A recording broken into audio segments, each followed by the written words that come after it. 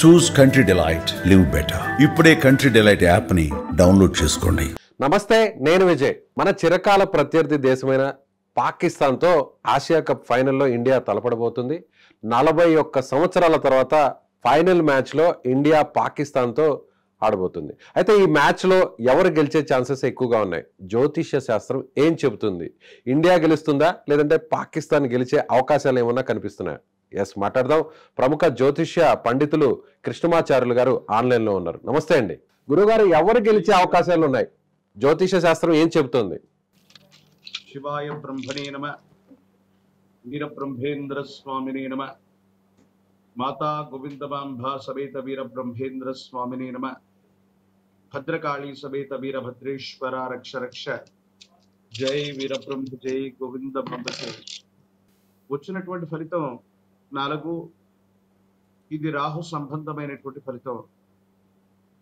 ఇరు దేశాలు కూడా, పాకిస్తాన్ అన్నటువంటిది మనకి దాయాద్ దేశంగా, మనకు పక్కనే ఉన్న ప్రత్యర్థిగా మనం భావిస్తాం. ప్రత్యర్థి అనేక కూడా భారతీయులందరూ పాకిస్తాన్ని దాయాద్ దేశంగానే సంబోధిస్తూ ఉంటారు. ప్రశ్నాశాస్త్రాన్ని అనుసరించి వచ్చినటువంటి ఫలితం 4 రాహుకు సంబంధించినటువంటి అంకె. రాహు మాయా స్వరూపుడు. ఈ జరగబోతూ ఉన్నటువంటి ఈ క్రీడ, ఈ మ్యాచ్ అన్నటువంటిది హోరాహోరీగా సాగనుంది. ఇరు దేశాలకి ఏ ఒక్కరికి కూడా గెలుపు అన్నటువంటిది నల్లేరు మీద నడక కాదు. సర్వశక్తులు ఒడ్డాల్సినటువంటి అవసరం కూడా ఉంది. అయితే ఇదే రాహుకి ప్రతినిధి దేవతా స్వరూపమైనటువంటిది సాక్షాత్తు అమ్మవారు పరాశక్తి దుర్గాదేవి, ఆ లలితాపరా భట్టారిక అమ్మవారు. మనందరం కూడా ప్రస్తుతానికి ఆశ్వీజ మాసంలో పంచమి షష్ఠితో అమ్మవారి యొక్క నవరాత్రి వేడుకల్ని మనం జరుపుకుంటూ ఉన్నాం. వచ్చినటువంటి ఫలితాన్ని కనుక మనం తీసుకున్నట్టయితే ఈ రాహు సంబంధమైనటువంటి ప్రత్యధి దేవతా స్వరూప అమ్మవారు విశేషవంతమైనటువంటి స్థితిగతుల్లో భారతావనికి, భారతదేశంలో మనమందరం కూడా ఈ సాంప్రదాయం మనం ఉంటూ ఉంటాం. కాబట్టి రాహు మనకు అనుకూలించేటువంటి అవకాశం ఉంది. భారతదేశం తన సమీప ప్రత్యర్థి దేశమైన దాని మీద హోరాహోరీగా తలపడ్డప్పటికీ కూడా సాధించేటువంటి అవకాశం ఉంది. అదే అమ్మవారు దేవీ దేవతా స్వరూపమైనటువంటి శక్తి మరింత విశేషంగా ఉంటే భారతదేశం వన్ సైడ్ గా కూడా మ్యాచ్ గెలిచేటువంటి అవకాశం ఉంది. భావనికి, భారతదేశానికి, ఇండియన్ టీమ్ కి ఎక్కువగా అవకాశాలు ఉన్నట్టుగా మనం చెప్పుకోవచ్చు. ఎస్, కృష్ణమాచార్యులు గారు, మీరు అన్నట్టుగా గవ్వల జ్యోతిష్యం ప్రకారం 4వ సంఖ్య వచ్చింది అంటున్నారు. 4వ సంఖ్య రాహుకి అనుకూలం అంటున్నారు. ఇప్పుడు రాహు మనకు వ్యతిరేకమా, అనుకూలమా భారతదేశానికి? రాహు సంబంధమైనటువంటి అంకెని మనం అర్థం చేసుకునేటువంటి సందర్భంలో వాటి ప్రత్యధి దేవత, దేవి దేవత స్వరూపాలను కూడా మనం అర్థం చేసుకుంటే ప్రస్తుతం ఉన్నటువంటి పరిస్థితుల్లో తప్పనిసరిగా రాహు మనకు అనుకూలిస్తాడు. ఎందుకంటే భారతదేశం మొత్తం కూడా దేవి నవరాత్రుల్ని మనం జరుపుకుంటూ ఉంటాం. రాహు అనుకూలత కోసం మనం దుర్గాదేవిని మనం ఆరాధన చేస్తాం, గ్రామ దేవతల్ని ఆరాధన చేస్తుంటాం. దేవీ శక్తులు విశేషంగా మనకు ఉంటాయి. కాబట్టి భారతావనికి ఈ నవరాత్రి పర్వదిన రాహు అనుకూలించే అవకాశాలు ఎక్కువగా ఉంటాయి. అలాగే మీరు ఒక మాట అన్నారు, హోరాహోరీగా జరిగే అవకాశం ఉంది. మన దాయాది దేశంతో ఈ మ్యాచ్ అనేది అంత ఈజీ కాదు. రాహు వచ్చాడు కాబట్టి, నంబర్ 4 వచ్చింది కాబట్టి హోరాహోరీగా జరుగుతుంది. అయినా కూడా ఈ మ్యాచ్ లో ఖచ్చితంగా ఇండియా గెలుస్తుంది ఎడ్జ్లో అంటున్నారు. అంటే రాహు వస్తే హోరాహోరీగా మారుతుంది అని ఎలా మీరు దాన్ని వర్ణించగలుగుతున్నారు? దాని గురించి కొంచెం డీటెయిల్ గా చెప్పగలుగుతారా? ప్రశ్నాశాస్త్రాన్ని అనుసరించి ఎప్పుడు కూడా నేను గవ్వ ప్రశ్న వేస్తూ ఉన్నటువంటి సందర్భంలో ప్రతిసారి కూడా చెప్తూ ఉంటాను. సామాజిక మాధ్యమాల్లో చాలా సార్లు మీరు చూస్తుంటారు.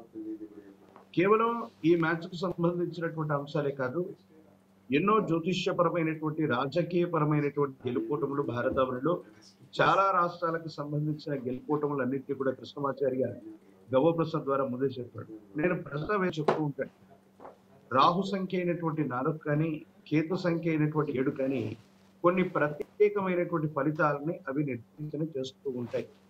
ఎప్పుడు కూడా రాహు సంఖ్య 4 వచ్చిందనుకోండి, మనం అడిగినటువంటి ప్రశ్న మనకు పాజిటివ్ గా ఉంది అనుకున్నటువంటి వాటిలో కూడా ఏదైనా రాహు మాయా స్వరూపుడు కాబట్టి ప్రతికూలం అంటే అపోనెంట్ గా మారే అవకాశం, ఆపోజిట్ ఫలితం వచ్చేటువంటి పరిస్థితులు ఎక్కువగా ఉంటాయి. ఆ లెక్కన తీసుకోవటం వల్ల భారతావనికి గెలుపు అటువంటిది నల్లేరు మీద నడక కాదు. కానీ కానీ రాహు గ్రహం ఒక నెగటివ్ ప్లానెట్ గా చెప్తారు సరే, కానీ మీరు ఇక్కడ మాత్రం హోరాహోరీగా జరుగుతుంది, కానీ ఎడ్జ్ మాత్రం ఇండియాకే ఉంటుందని అంటున్నారు. దాన్ని ఎలా పోల్చారో ఒకసారి చెప్పగలరా? రాహు అన్నటువంటి అక్కడ రాగానే ఇది కొంత ప్రతికూలవంతమైనటువంటి ఫలితం అయి ఉంటుంది. ఈ ప్రతికూలవంతమైనటువంటి ఫలితాన్ని మనం ఎలాగా మరి పూర్తిగా విశ్లేషణ చేస్తామంటే, రాహు అధిదేవతా స్వరూపాలైనటువంటి సర్పదేవతా స్వరూపాలు, గ్రామదేవతా స్వరూపాలు, వీటి నుంచి దుర్గామాతను గనక విశేషంగా పూజిస్తూ ఉంటే రాహు అనుకూలవంతం అవుతుంది. పాకిస్తాన్ ఇండియాకు పోల్చుకుంటే ఈ రెండు కూడా మతపరమైనటువంటి దేశం. మన క్రికెటర్స్ వాళ్ళ క్రికెటర్స్ పోల్చుకున్నారు, వాళ్ళ కుటుంబాలు మన కుటుంబాన్ని పోల్చు, ప్రత్యేకించి భారతావని పాకిస్తాన్ మొత్తం కూడా ఒక యూనిట్ గా తీసుకున్న నవరాత్రులు విశేషంగా జరుగుతున్నాయి. చాలా భక్తి ప్రపత్తులతో మనమంతా కూడా ఉంటున్నాం. అమ్మవారి దేవీ దేవతా శక్తులు అన్నటువంటి విశేషంగా ఉన్నటువంటి సందర్భంలో రాహు తప్పకుండా మనకే యోగించేటువంటి అవకాశం ఉంటుంది అన్నటువంటిది నా ప్రగాఢమైనటువంటి విషయం. కాకుండా శాస్త్ర పరిజ్ఞానంతో శాస్త్ర పరిభాషలో కూడా వాటిని ఈ విధంగానే మనం డికోడ్ చేయాల్సి ఉంటుంది. అది కూడా అత్యంత వేగంగా సెకండ్ల మీద ఈ ఫలితాన్ని మనం లెక్కించాల్సినటువంటి. ఎస్, అలాగే టాస్ కీలకంగా కాబోతుంది. టాస్ ఎవరికి అనుకూలంగా మారే అవకాశం ఉందంటారు మీ గవ్వల పంచాంగం ప్రకారం? శివాయ బ్రహ్మణే నమ, వీర బ్రహ్మేంద్ర స్వామి నమ, జై వీర బ్రహ్మజే గోవింద బాంబజే. వచ్చినటువంటి ఫలితం 6. ఇది శుక్ర భగవానుడికి సంబంధించింది. మళ్ళీ శుక్ర భగవానుడికి అధిదేవతా స్వరూపమైనటువంటిది కూడా మళ్ళీ అమ్మవారి. తెలియదు కానీ గ్రహాల యొక్క శక్తి కంటే కూడా దేవి శక్తులు అన్నటువంటివి డామినేట్ చేయబోతున్నాయి. టాస్ కూడా భారత టాస్ ని ఇండియా గెలిచినా లేదా ప్రత్యర్థి తీసుకునేటువంటి నిర్ణయం అయినా సరే ఏదైనా కూడా భారతావనికి అనుకూలించేటువంటి అవకాశాలు ఉన్నాయి. రాహుకు శుక్రుడు రావడం వల్ల సో ఇది ప్లస్సా మైనస్సా టాస్ విషయంలో ఇండియాకి? ఇది ప్లస్ అవుతుంది, ఇది ప్లస్ అవుతుంది. టాస్ విషయంలో ఇది ప్లస్ అవుతుంది. ఎవరికి ప్లస్ అంటే టాస్ మనం గెలిచే అవకాశం ఉందంటారు, మీ గవ్వల జ్యోతిష్యం అదే చెప్తుందంటారు. టాస్ అన్నటువంటిది కీలకం కాబోతున్నటువంటి తరుణంలో గవ్వ ప్రశ్నను అనుసరించి వచ్చినటువంటి ఫలితం 6. ఈ 6 శుక్ర భగవానుడికి సంబంధించింది.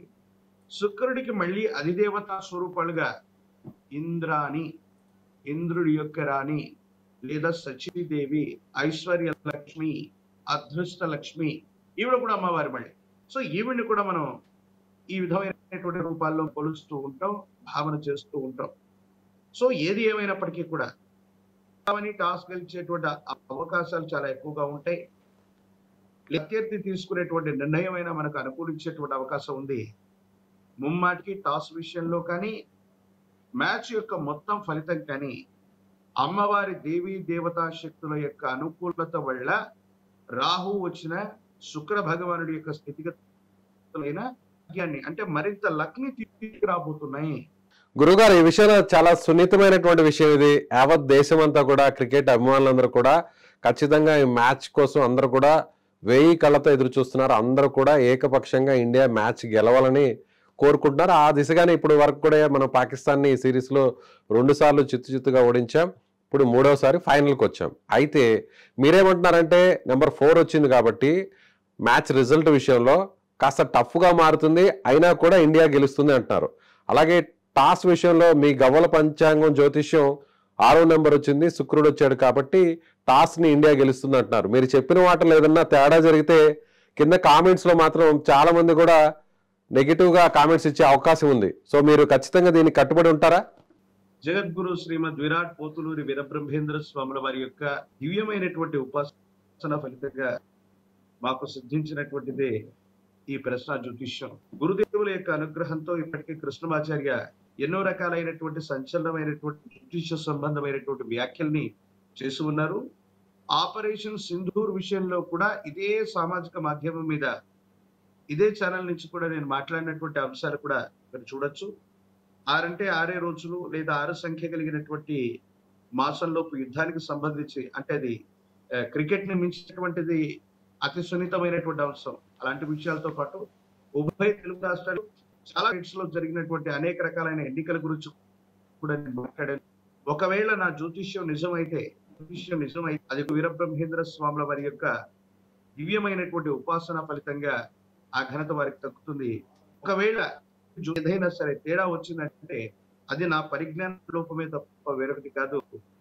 ప్రేక్షకులు వీక్షకులు ప్రత్యేకించి కాదు, ప్రపంచవ్యాప్తంగా అందరూ కూడా ఈ మ్యాచ్ ని తిలకిస్తూ ఉంటారు.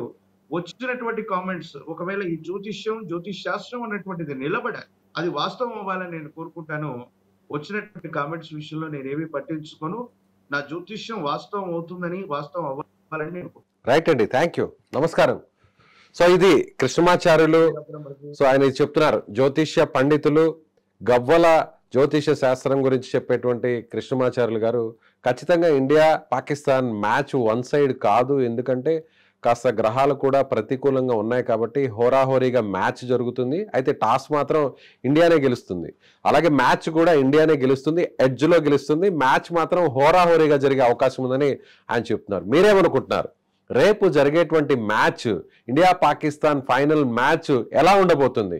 కృష్ణమాచార్యులు గారు చెప్పినట్టుగానే, ఆయన గవ్వల జ్యోతిష్యం చెప్పినట్టుగానే హోరాహోరీగా జరుగుతుందా, లేదంటే ఎప్పటిలాగానే యాజ్ ఇట్ ఈస్గా పాకిస్తాన్ను చిత్తుగా ఓడించి వన్ సైడ్గా మారే అవకాశం ఉందా?